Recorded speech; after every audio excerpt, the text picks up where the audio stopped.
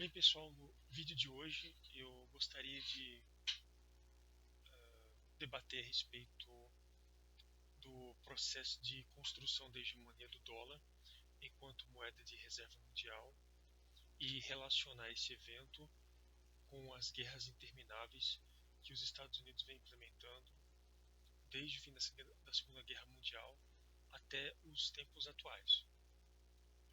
Quando os Estados Unidos, mais os seus colegas, seus parceiros da OTAN, implementam alguma incursão militar em alguma região do mundo, como por exemplo o Oriente Médio ou alguns países do continente africano, a, a maneira pela qual essas incursões se justificam se dá muito na esteira por uma suposta ação contra ou algum grupo terrorista ou algum país que fomenta ou abriga grupos terroristas. E quando esse argumento ele é lançado no domínio público e quando isso é veiculado pelos órgãos de imprensa vinculados aos governos ocidentais, obviamente que há uma adesão imediata com o objetivo de fazer valer a justificativa dessas intervenções militares. Sendo que o argumento utilizado para justificar as operações militares nos países do Oriente Médio ou no continente africano são nada mais que operações de cobertura visando justificar a dominação global, seja em termos militares ou econômicos ou até políticos, por parte dos Estados Unidos e os seus parceiros da OTAN. Né? Cabe lembrar que a OTAN é uma organização militar que foi fundada em 1949 e que tinha a pretensão de rivalizar com a União Soviética, que era uma potência econômica na época, muito representado mais pela Rússia, que era a principal república da União Soviética, e o pretexto utilizado pela OTAN era de conter a expansão do chamado comunismo pela Europa, né? Até porque na época parte do leste europeu era integrado à União Soviética. Pois bem, só que para a gente compreender o processo de hegemonia do dólar, a gente tem que voltar para 1944, numa conferência que congregou 44 representantes de Estados-nação, uma conferência chamada de Bretton Woods. Essa conferência visou, já no fim da Segunda Guerra Mundial, tinha a pretensão de estabilizar a economia mundial, visando criar uma fixação nas taxas de câmbio entre as moedas desses países, de modo a restabilizar as relações comerciais entre os países, dado o fato de que, com as guerras que foram implementadas, os focos de tensão durante a Segunda Guerra Mundial fez com que os países que dela participaram gastassem uma quantidade tão grande de dinheiro que isso gerou crise econômica e pressões inflacionárias de tal modo que as moedas europeias perderam referência de valor. Óbvio que na época a maioria das moedas eram pareadas com o ouro, né? Era o período do padrão ouro, né? As moedas eram lastreadas em metais preciosos e a partir daí se estabelecia uma referência de valor, de modo que quando um país quisesse transacionar com o outro, os países estabeleciam a equivalência entre as suas moedas, mas tendo o dólar como uma referência de valor, né? Pois bem, com o fim da Segunda Guerra Mundial, a Conferência de Bretton Woods foi estabelecida com o objetivo de determinar qual seria a referência de valor para fixar as taxas de câmbio entre as moedas dos países que estavam sendo representados em Bretton Woods. Então, de início, houve um debate entre duas pessoas, o economista britânico John Maynard Keynes e um outro economista, que eu acho que o nome dele é Dexter Wild. Depois eu me esqueci o nome dele, né? Mas eram duas figuras que estavam debatendo sobre a implementação de um meio de pagamento que seria universalmente aceito, cuja pretensão era estabelecer uma fixação das taxas de câmbio no mundo, de modo a tentar regulamentar o comércio internacional, mas visando resgatar a estabilidade que existia antes da Segunda Guerra. Pois bem, nesse debate entre o Keynes e o outro cara que agora eu não estou lembrando o nome dele, não sei se ele era um discípulo do Keynes, mas foi um debate um tanto fervoroso. Assim, esse rapaz, que eu me esqueci o nome, ele defendia que o dólar deveria ser a moeda de reserva mundial. Tudo bem, para a época havia uma justificativa e argumentos razoáveis para poder assumir essa posição. Os Estados Unidos à época, nos anos 40, né, era o país, já era uma potência mundial, acho que era o país mais rico do mundo, já era uma potência à época, era o país mais industrializado do mundo, acho que 50% do PIB industrial vinha dos Estados Unidos. Havia uma classe operária muito forte, muito organizada, muito desenvolvida, e um empresariado muito ligado ao setor produtivo. Né? Então, as grandes empresas de tecnologia, vamos colocar aqui como exemplo IBM, né, estavam praticamente na fronteira da tecnologia. Né? Então, tudo aquilo que era de mais inovador estava sendo produzido nos Estados Unidos, desde equipamentos de telecomunicação até computadores. Ainda que primitivos, né, no nosso ponto de vista atual. Pois bem, o Keynes queria implementar uma moeda chamada Bancor. Então essa moeda Bancor, ela teria uma cesta de reservas para servir de lastro e todos os países teriam que ter essa quantia para poder transacionar entre eles. Mas o Keynes foi derrotado nesse debate e foi a partir dessa conferência que o dólar passou a ser visto como, passou a ser imposta como uma moeda de reserva mundial.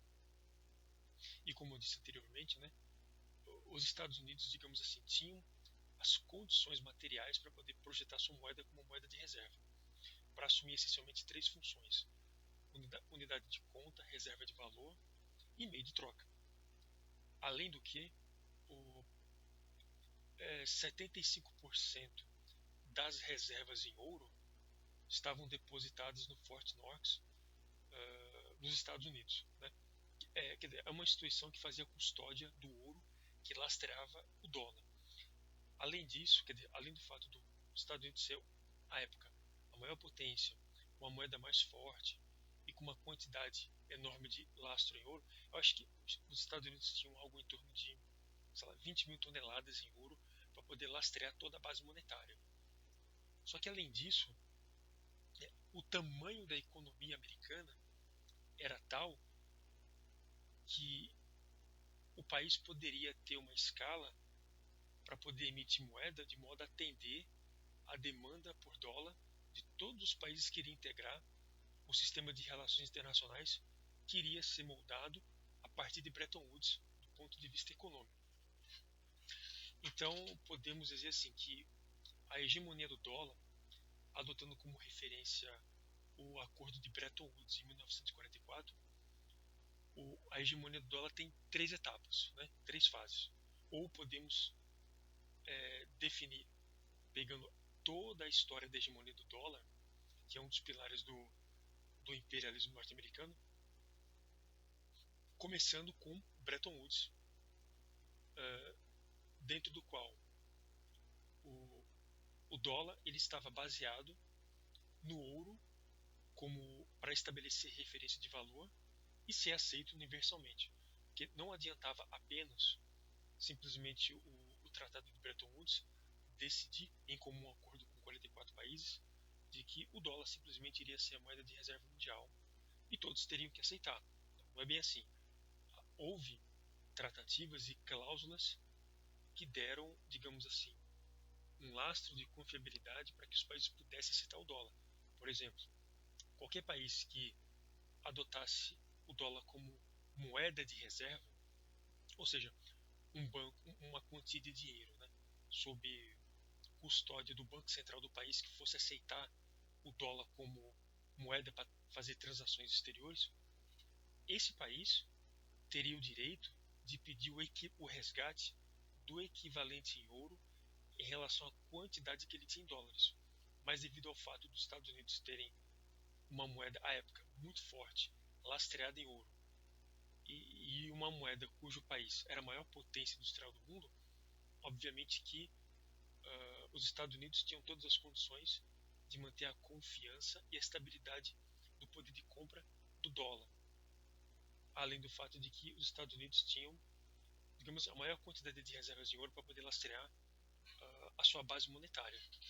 Então, pois bem, a primeira fase da hegemonia do dólar está baseada no padrão ouro, em que o equivalente em ouro, em uma certa quantidade de ouro, por exemplo, 35 gramas de ouro, desculpa, uma onça de ouro equivaleria a 35 dólares, a valores da época. Então essa foi a taxa de câmbio, que foi a paridade que foi estabelecida em Bretton Woods, a partir da qual os outros países iriam definir o poder de compra de suas respectivas moedas com base nessa paridade. Uma onça de ouro equivalendo a 35 dólares. E é a partir daí que a economia mundial passou a se reorganizar. Mas até então, enquanto houvesse a paridade entre o ouro e o dólar, né, ninguém iria pedir o resgate em ouro, ninguém iria trocar seus dólares por ouro, porque o dólar tinha muita confiança e era uma moeda forte, quer dizer, mais forte do que as outras moedas à época. Bom, em certa medida até hoje é assim, né?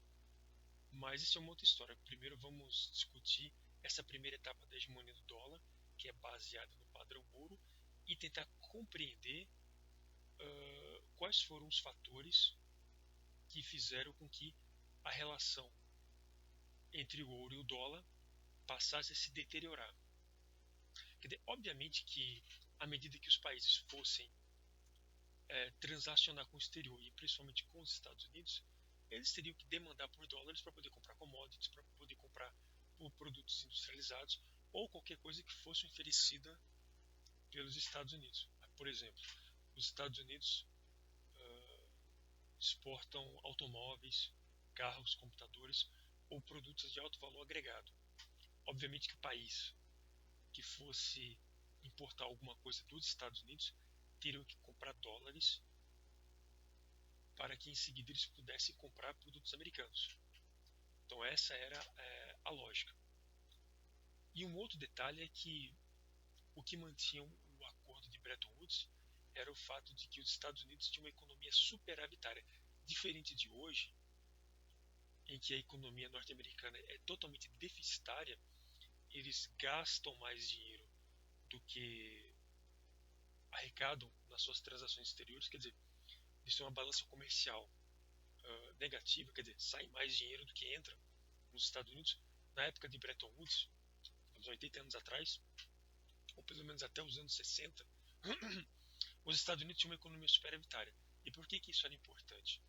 Era importante os Estados Unidos terem uma economia superavitária porque o excedente de recursos poderia ser utilizado para estabilizar a relação entre o ouro e o dólar. Porque assim, fixar a paridade não significa com uma canetada simplesmente definir que uma onça de ouro equivaleria a 35 dólares.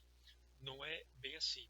Se por algum momento os Estados Unidos tivessem a necessidade de emitir mais moeda, quer dizer, expandir a sua base monetária para atender a demanda exterior por dólares, obviamente que os Estados Unidos deveriam comprar mais ouro para poder compensar a emissão de moeda, de modo a manter a fixação da paridade entre o dólar e o ouro. Então essa era a importância que estava ligada ao fato dos Estados Unidos serem obrigados a manter a sua economia de maneira superavitária. Eles teriam que produzir muito mais riqueza, quer dizer, eles teriam que gerar poupança e ser o mínimo deficitário. Eles não poderiam ser deficitários. Além disso, os outros países que estavam usando o dólar como moeda de reserva também faziam as suas respectivas paridades. Por exemplo, a França, quando ao reter uma certa quantidade de dólares, tinha que fixar sua paridade, né, entre o franco e o dólar. Se por algum momento houvesse um desajuste na economia francesa, em que a França tivesse que torrar uma quantidade maior de dólares, quer dizer, a França iria importar mais produtos do que exportar. Haveria um desequilíbrio nas contas externas, de modo que isso poderia afetar a taxa de câmbio local. Só que, para manter a fixação, né, das taxas de câmbio a partir do padrão ouro, né, os Estados Unidos poderiam pegar parte do seu excedente e reciclar o seu excedente de recursos emprestando dinheiro para a França. O que seria reciclar? É pegar uma parte da receita dos Estados Unidos e emprestar para a França, para que a França pudesse restabilizar sua taxa de câmbio e mantê-la fixada ao longo do tempo. Então, de alguma maneira, não é apenas o padrão ouro que mantinha a confiança do dólar. Os Estados Unidos, inexoravelmente, deveriam manter a sua economia superavitária, de modo a manter a fixação entre o dólar e o ouro. No entanto, não foi bem isso que aconteceu. Ao longo das décadas, depois dos anos 40, passando pelos anos 50, 60, os Estados Unidos passaram a expandir de maneira muito exagerada e agressiva a base monetária. E isso se deu através de encomendas militares, aquisição de equipamentos para construir bases militares na Europa, empréstimo de recursos para os seus países parceiros. Quer dizer, a cortina de ferro que foi construída na Europa, que dividiu os domínios da União Soviética e do domínio norte-americano, e esse domínio se traduz na instalação de bases militares dos Estados Unidos nos países da Europa, tipo Inglaterra, França, Alemanha, Itália, etc. Isso levou a um consumo muito grande de dinheiro. Se vocês pegarem o site do Federal Reserve, por exemplo, e pegar a trajetória da evolução da base monetária a partir dos anos 50, 60, vocês vão ver uma evolução gradual da quantidade de dinheiro que foi emitida. Ao mesmo tempo, vocês podem ver a evolução da dívida pública dos Estados Unidos e, consequentemente, a taxa de juros que também foi aumentando. Pois bem, o Tratado de Bretton Woods ele tinha uma limitação muito clara. Quer dizer, a taxa com que os Estados Unidos emitiam dólares, quer dizer, papel moeda, era muito mais rápida do que a quantidade de reposição de ouro, de metais preciosos, para poder lastrear o excesso de moeda que estava sendo emitido pelo Federal Reserve, que era o Banco Central, que é o Banco Central dos Estados Unidos. Pois bem, o que explica a expansão da base monetária dos Estados Unidos a partir dos anos 50, 60, principalmente anos 60? Pois bem, guerra é uma coisa que custa dinheiro. Os Estados Unidos travaram a Guerra da Coreia, Guerra do Vietnã, que durou 19 ou 20 anos, uma guerra que custou 13 bilhões de dólares, a valores atuais é algo em torno de 170 bilhões de dólares, aproximadamente. Então, quando os Estados Unidos expandem a sua base monetária e quando eles começam a gastar muito dinheiro público para poder financiar guerras, a pretexto de querer combater a expansão do comunismo, ou seja lá o que for, os Estados Unidos enviam dinheiro para o exterior. Ainda que entrasse dinheiro, estava saindo dinheiro. Por exemplo, quando os Estados Unidos quer prover uma demanda por dólares, por exemplo, algum país que queira comprar dólares para poder financiar suas exportações, isso se dá pelo envio de recursos dos Estados Unidos. Mas quando os Estados Unidos enviam dinheiro para o exterior, ele não envia em forma de doação. Esse dinheiro ele é registrado no balanço de pagamentos como a importação de algum bem, de algum produto.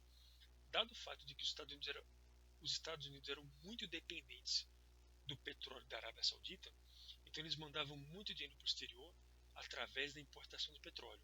Então os Estados Unidos abasteciam o exterior com importação de commodities e bens primários, como por exemplo o petróleo.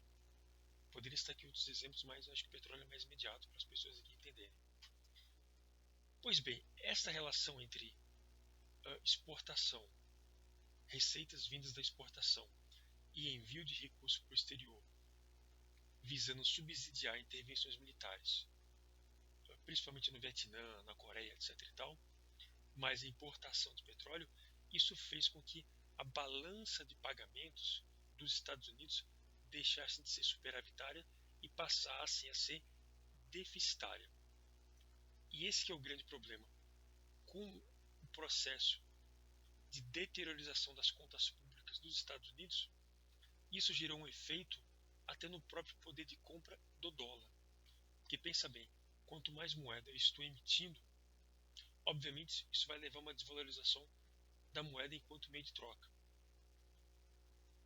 E do ponto de vista do padrão de Bretton Woods, que pareou o dólar com o ouro na proporção uma onça equivalente a $35. Obviamente que com esse excesso de moeda que os Estados Unidos estavam enviando para o exterior, sob essas duas maneiras, financiamento das guerras e importação de petróleo, chegou um momento que estava afetando o valor do dólar, e com essa disparidade entre ouro e dólar, então obviamente não havia mais a possibilidade de fixar uma onça de ouro a $35. Então obviamente com a desvalorização do dólar, alguns países já estavam pensando em solicitar o resgate do equivalente em ouro das suas reservas internacionais em dólar, de modo a se proteger da inflação oriunda do dólar.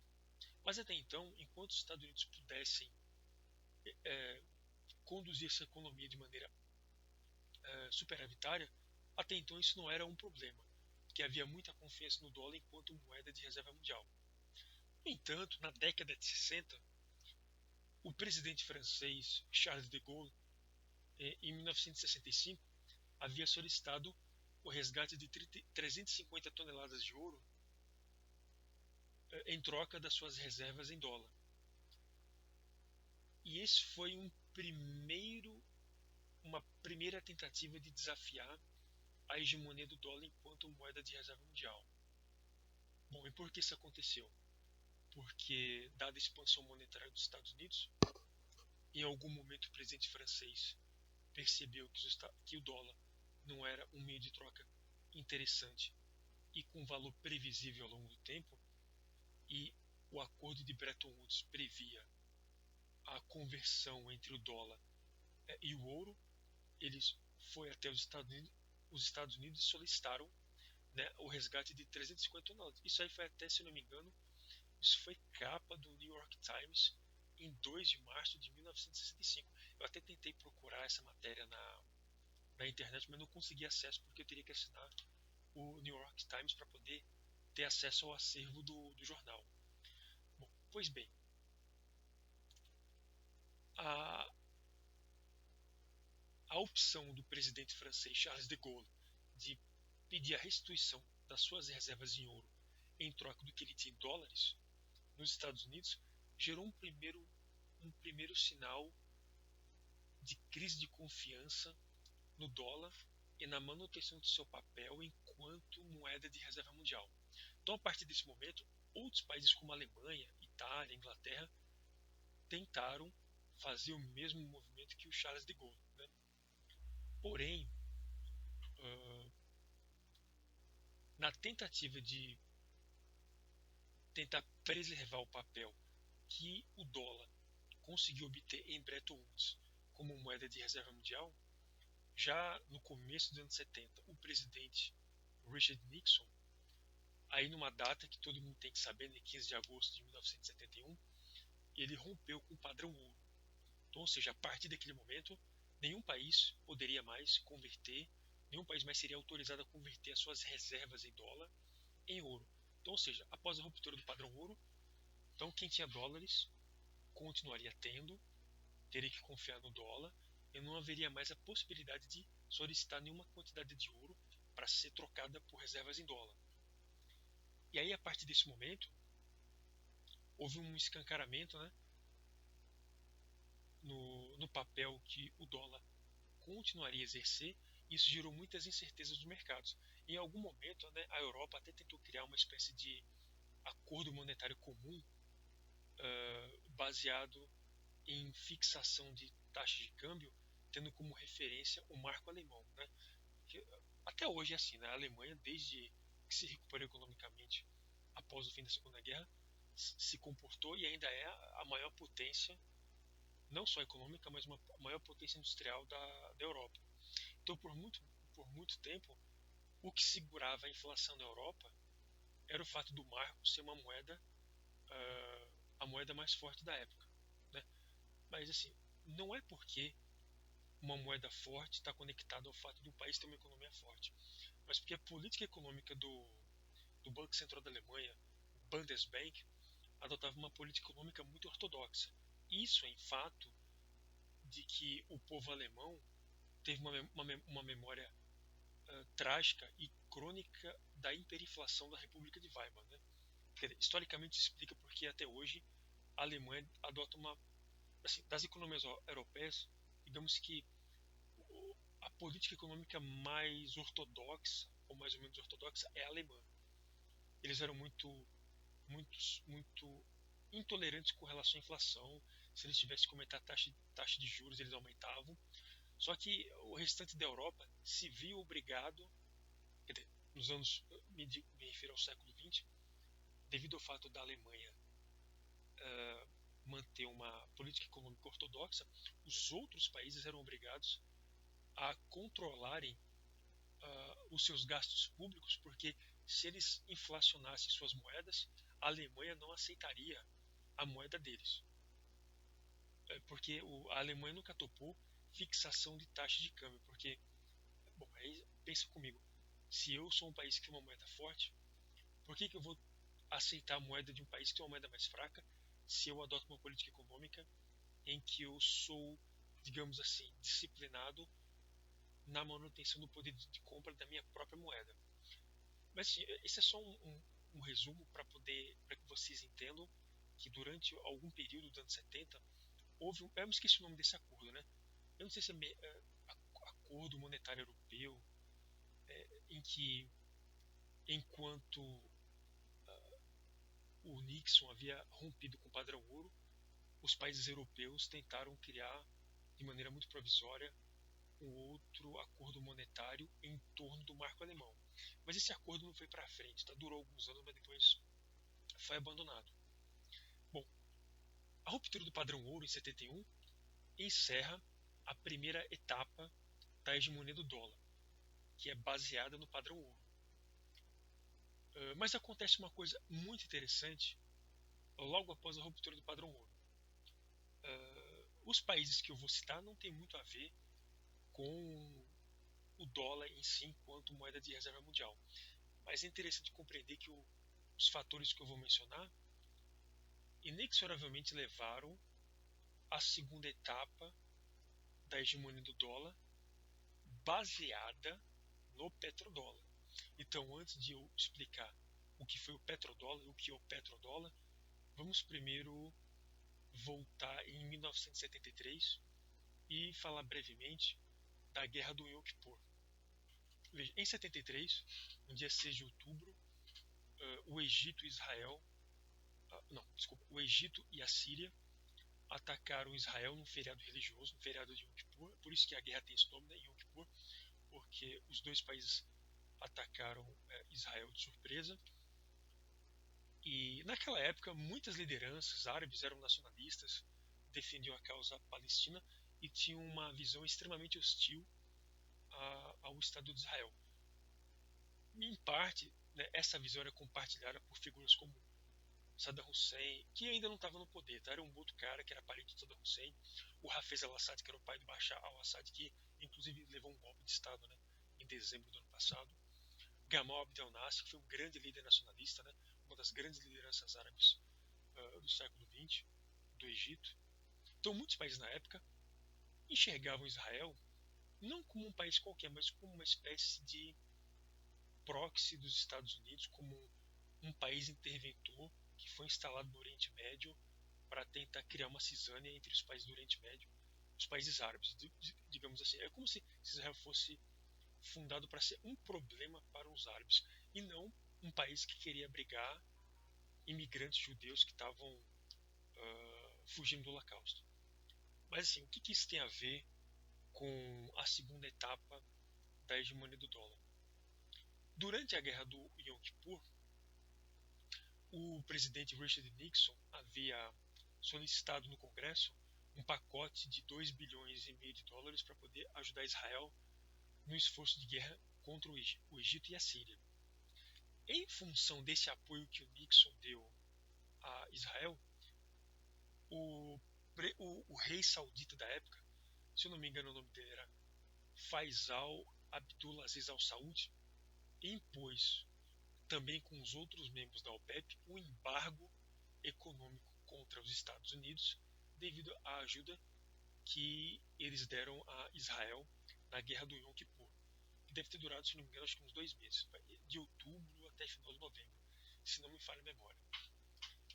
Pois bem, com o embargo econômico e devido ao fato de que na época praticamente o mundo inteiro era totalmente dependente do petróleo, quer dizer, o Brasil já tinha Petrobras, mas não éramos autossuficientes. A gente tinha que importar petróleo do Iraque, por exemplo. Foi o que aconteceu. Vamos ver se eu consigo me lembrar. Pois bem, aí o preço do petróleo triplicou de valor. Isso gerou uma baita inflação no mundo todo. De modo que gerou até uma crise de abastecimento, né? Muitos países tinham filas e filas e filas de pessoas querendo comprar petróleo, comprar combustível, porque com o embargo o preço do petróleo ficou muito caro. E o que foi o embargo? Simplesmente a Arábia Saudita reduziu a produção de petróleo e com a redução da oferta os preços dispararam. Bom, como é que os Estados Unidos conseguiram mitigar esse problema? E é aí que entra o petrodólar. O secretário de Estado da época, Henry Kissinger, junto com um cara chamado William Simon, pegaram um voo, foram até a Arábia Saudita, falaram com o rei Faisal e propuseram um acordo que de alguma maneira beneficiava ambos os lados. Né? Como os Estados Unidos, após a fim do padrão ouro, ainda tinham o interesse de manter a hegemonia do dólar como moeda de reserva mundial,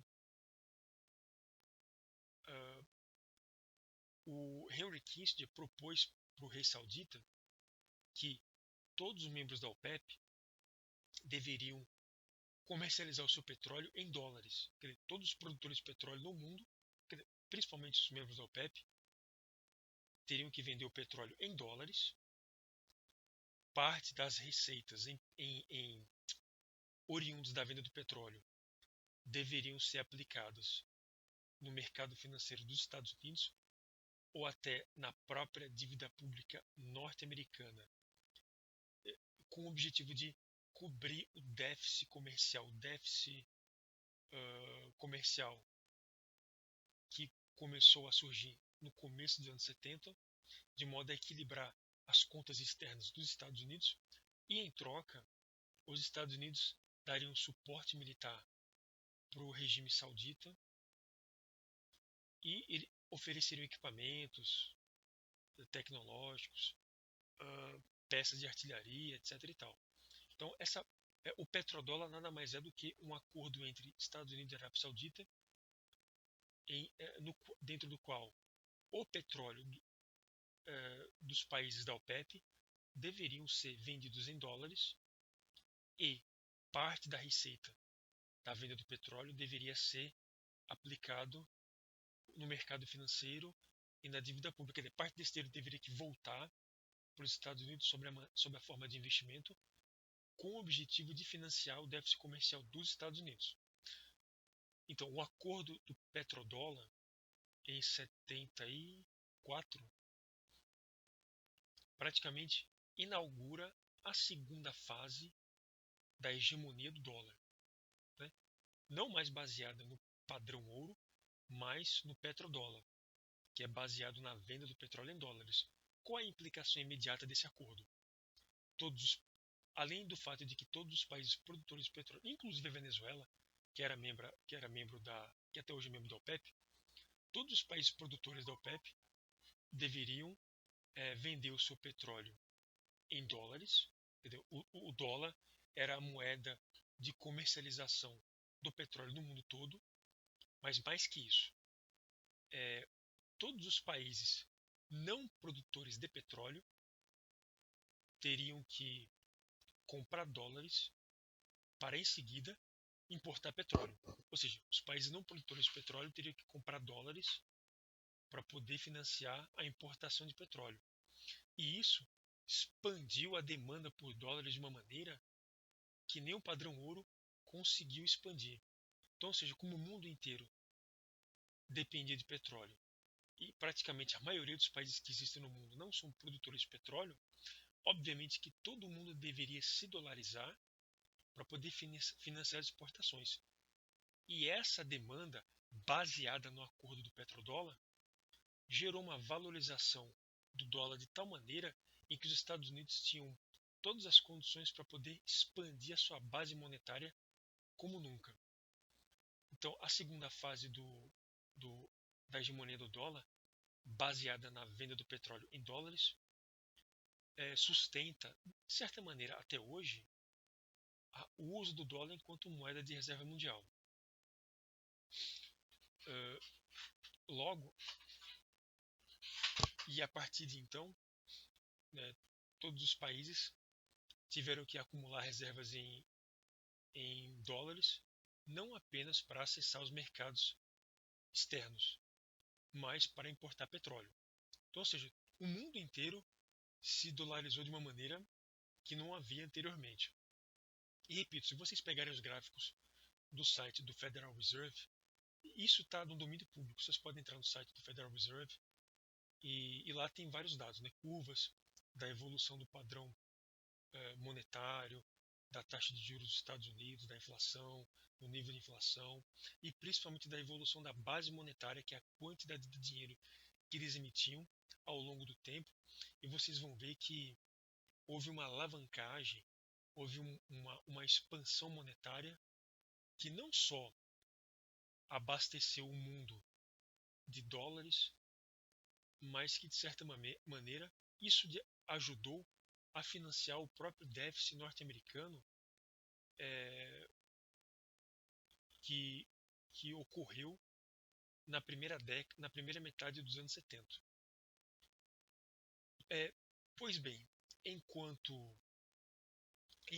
o mundo inteiro se dolarizasse, enquanto os países produtores de petróleo reciclassem suas receitas em dólares em ativos financeiros dos Estados Unidos ou da Inglaterra ou em qualquer praça financeira sob o domínio de bancos americanos ou ingleses, então a hegemonia do dólar, de certa maneira, estava garantida. Porque enquanto todo mundo precificar commodities em dólares, enquanto o mundo inteiro consumir petróleo, todo mundo se veria de alguma maneira obrigado a acumular reservas em dólares para poder financiar as importações de petróleo. Pois bem, esse acordo ele durou de maneira estável e hegemônica durante, vamos dizer assim, durante uns 30 anos. Eu digo 30 anos porque após como eu falei para você anteriormente, né, durante o padrão ouro, o Charles de Gaulle, presidente francês, à época, nos anos 60, foi o primeiro líder, né, do chamado Bloco Ocidental, que desafiou a hegemonia do dólar e pediu a restituição dos seus a restituição da sua quantia em ouro equivalente àquilo que a França tinha em dólares. Então o de Gaulle restituiu 350 toneladas e ficou por isso mesmo. Mas ficou por isso mesmo porque a França, à época, não só era uma potência econômica, mas era uma potência nuclear. Diferente dos presidentes franceses hoje, como Emmanuel Macron, o de Gaulle era um cara fortemente nacionalista. Tão nacionalista que ele não só aboliu o dólar como moeda de reserva, mas como tirou o exército francês da OTAN, tirou o exército francês da OTAN e passou a ser um grande crítico dos Estados Unidos. Após a sua morte, isso mudou, né? o De Gaulle morreu em 1970, ele morreu com 80 anos. Ele é de 1890, morreu em 1970, com 80 anos. Foi um grande líder, foi um cara que foi responsável pelo movimento chamado França Livre, e fora da França, ele organizou um movimento de resistência para expulsar uma ala do exército francês que estava ligado aos nazistas que ocuparam a França, e durante o governo provisório de Vichy, praticamente a França era uma aliada da Alemanha durante a Segunda Guerra Mundial, ou antes e durante. E o De Gaulle liderou um movimento de resistência para expulsar, né, a ala do governo que era simpático aos nazistas. Pois bem, né, sendo um país poderoso e munido de arsenal nuclear, então, para um país, acaba sendo até de certa maneira fácil e conveniente impor e propor termos de troca que lhe favoreçam do ponto de vista dos interesses nacionais. Pois bem, vamos voltar para a segunda etapa da hegemonia do dólar, baseada no petrodólar. Como eu disse anteriormente, durante 30 anos, né, este pilar da hegemonia norte-americana, que é a hegemonia do dólar, reinou de maneira incontestável. Até o momento em que o presidente iraquiano Saddam Hussein, em novembro de 2000, devido ao fato de o Iraque ter sofrido pesadas sanções econômicas devido após o fim da Guerra do Golfo em 1991, o Iraque ficou praticamente isolado do comércio internacional, ficou proibido de importar equipamentos de guerra, ficou proibido de importar bens de produção, ficou praticamente isolado do mundo, teve seu programa nuclear desmantelado, teve seu programa de mísseis balísticos destruído, e acho que, se não me engano, havia 24 toneladas de hexafluoreto de urânio importados do Brasil que seria utilizado para poder fazer as pesquisas de enriquecimento de urânio. O Iraque, de certa maneira, estava com um programa nuclear bastante avançado, mas o programa foi desmantelado pelos Estados Unidos como uma forma de punição devido à invasão do Iraque no Kuwait. Aí, em um outro vídeo, eu posso, de certa maneira, explicar as motivações do Iraque, mas isso fica para um outro vídeo.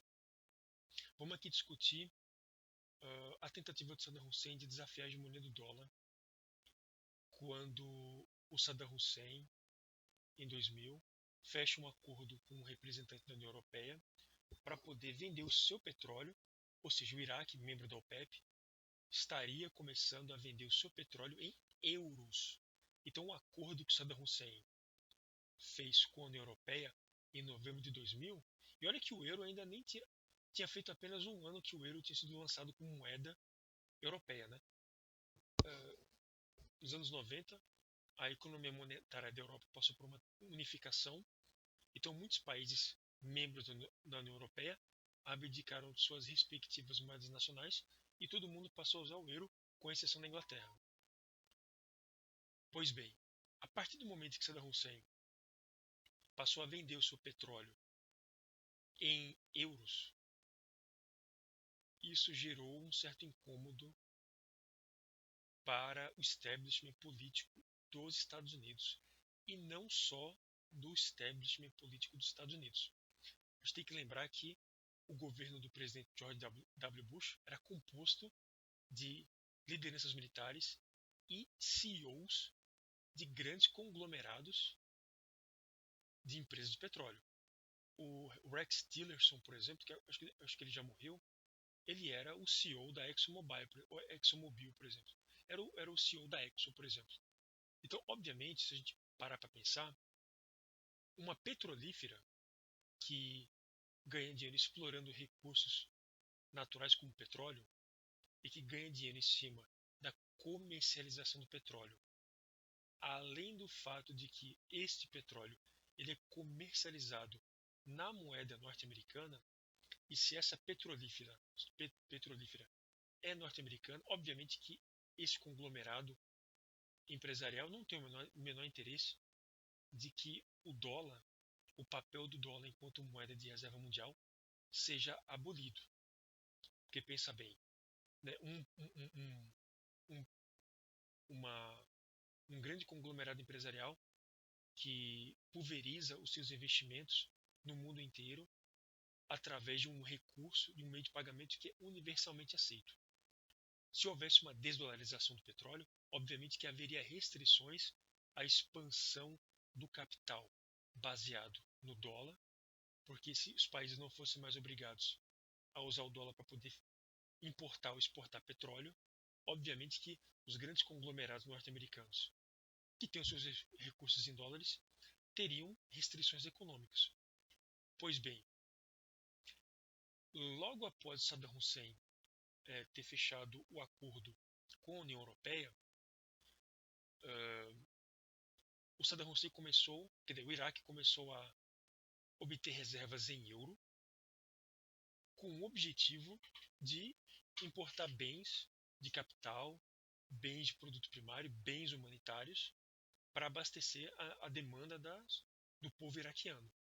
E cabe lembrar que quando Saddam Hussein faz esse acordo, ele não faz com o objetivo simplesmente de desafiar os Estados Unidos.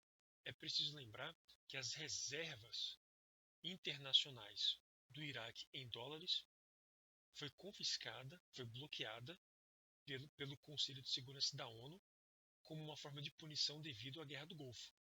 Então, obviamente, se um país não tem como mobilizar os seus recursos em dólares para poder financiar as exportações, o país fica praticamente isolado do comércio internacional.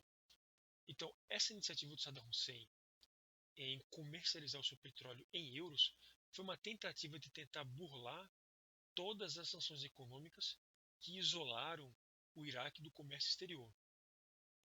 Mas esse não foi o único problema. O outro problema é que, com a abertura comercial, a possibilidade do Iraque aceitar um outro meio de pagamento para vender petróleo, a China passou a ter interesse em investir em prospecção de petróleo no Iraque. A Rússia também havia demonstrado interesse de explorar recursos de petróleo no Iraque. Gente, o Iraque estava totalmente depauperado. Para vocês terem uma ideia, na década de 90, morreram 500 mil crianças no Iraque por desnutrição, porque faltava bens de caráter humanitário. Para vocês terem uma ideia de quão rigorosas foram as sanções econômicas impostas ao Iraque.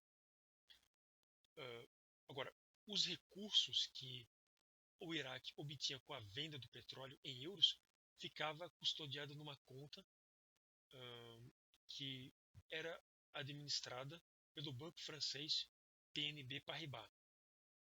Mas como é que funcionava mesmo o Iraque sancionado?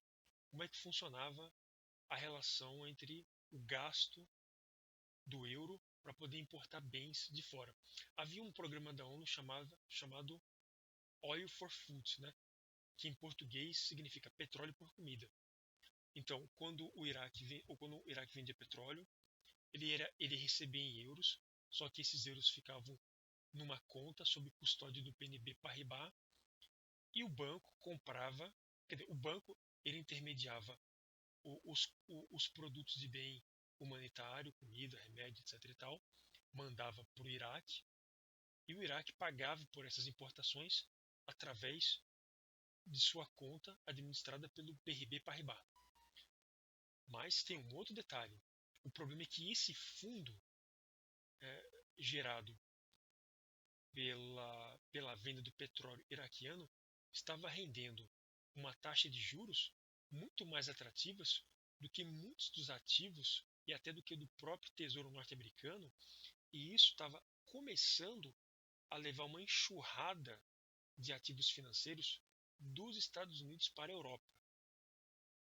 Então pensem bem nas consequências que seria se, além do Iraque, que era membro da OPEP, ou seja, a Organização dos Países Exportadores de Petróleo, se os outros membros da OPEP fizessem o mesmo movimento que Saddam Hussein.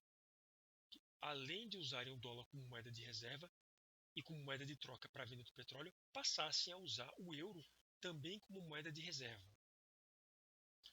Ou seja, no ano de 2002, por alguns meses, o euro estava valendo muito mais do que o dólar. E, na minha singela opinião, esse movimento, essa valorização do euro frente ao dólar, foi o fator decisivo que fez com que os Estados Unidos invadissem o Iraque em 2003. Agora, se você já passou dos 30, 40 anos, então você sabe muito bem que logo após os atentados do 11 de setembro, o presidente George Bush praticamente implementou uma campanha internacional de combate ao terrorismo e ele elencava como aquilo que ele chamava de eixo do mal 3 países, né? A Coreia do Norte, o Irã, como sempre a obsessão dos Estados Unidos, né? E o Iraque. Então, ao longo dos primeiros anos da década dos anos 2000, logo após os atentados do 11 de setembro, pegando carona na comoção internacional e na comoção nacional que afetou o povo americano devido ao atentado terrorista, os, os meios de comunicação fizeram uma brutal campanha em consonância com a política externa dos Estados Unidos para tentar estigmatizar os países árabes como aqueles que foram os responsáveis pelos atentados do 11 de setembro. Então, a partir desse momento, não só o presidente Bush acusou o Iraque de ter sido um partícipe dos atentados, mas que o Iraque estaria supostamente abrigando, entre aspas, grupos terroristas que se organizaram para poder atacar os Estados Unidos. Mas não houve na época nenhum tipo de evidência material que pudesse vincular o presidente Saddam Hussein com grupos terroristas ou com pessoas que estivessem conectadas com os atentados do 11 de setembro. Isso foi mais uma peça de propaganda ideológica para poder justificar a agressão militar dos Estados Unidos contra o Iraque que viria a ocorrer em março de 2023. Então, ou seja, após os atentados do 11 de setembro até a invasão do Iraque em 2003, houve uma campanha difusa, massiva e agressiva de estigmatização dos povos árabes e de uma brutal carga de preconceito contra o Oriente Médio, como se os árabes fossem o grande terror do mundo. Obviamente que isso fez cabeça de uma parcela expressiva da sociedade norte-americana, mas esse não foi o real motivo que levou os Estados Unidos a invadir o Iraque. O que levou Saddam Hussein a ser golpeado, seu governo, foi o seu movimento de contestação da hegemonia do dólar, quando fechou com a União Europeia um acordo para poder aceitar o euro como moeda de troca para poder vender o petróleo. E ele só o fez porque estava brutalmente sancionado e não tinha como usar suas reservas em dólar, porque as sanções financeiras dos Estados Unidos contra o Iraque bloquearam o acesso a essas reservas em dólar. Pois bem, então na tentativa de preservar a hegemonia do dólar, os Estados Unidos criaram uma peça de propaganda para poder justificar uma intervenção militar visando impedir que Saddam Hussein continuasse a vender o petróleo em dólares, com o objetivo de manter a hegemonia do dólar baseada na venda do petróleo precificado em dólares. Então, ou seja, após a invasão do Iraque, após a queda de Saddam Hussein, o Iraque voltou a vender petróleo, né, em dólares. Pois bem, só que o que eu gostaria de deixar bem claro é que o movimento de Saddam Hussein não foi uma coisa isolada no tempo. Outros líderes tentaram fazer a mesma coisa. Uns conseguiram e outros não conseguiram. Essa foi essencialmente o fim da segunda fase, ou, de certa maneira, a, a segunda fase da hegemonia do dólar baseada na venda do petróleo em dólares. Quer dizer, ainda hoje o petróleo ainda é vendido em dólares. Muitos países comercializam, vendem petróleo em dólares, compram. Os países que importam petróleo usam dólar para poder comprar petróleo. Só que atualmente isso não é hegemônico, vamos dizer assim. O dólar ainda é uma moeda forte, o dólar ainda é uma moeda de reserva mundial, o dólar tem uma presença na economia internacional, só que gradativamente, com a emergência de outras potências como intermediárias ou potências mundiais, como China, Rússia e Irã como potências intermediárias, Índia como uma potência mundial emergente, estão negociando petróleo em outras moedas, ou nas suas moedas nacionais, ou no yuan, ou em euros. De certa maneira que hoje não tem como dizer que a hegemonia do dólar está totalmente baseada na venda do petróleo em dólares. Então podemos dizer que atualmente a segunda fase dos Estados Unidos, a segunda fase da hegemonia do dólar, baseada na venda do petróleo em dólares, vem se encerrando. Bom, mas como o vídeo ficou um pouco comprido, eu gostaria de falar da terceira fase da hegemonia do dólar, que é uma terceira fase baseada na utilização das Forças Armadas norte-americanas para dar guarida ao papel do dólar como moeda de reserva mundial. Mas eu prefiro deixar a discussão sobre a terceira fase da hegemonia do dólar para um próximo capítulo. Então, até a próxima e eu fico comprometido para discutir com vocês a terceira fase da hegemonia do dólar.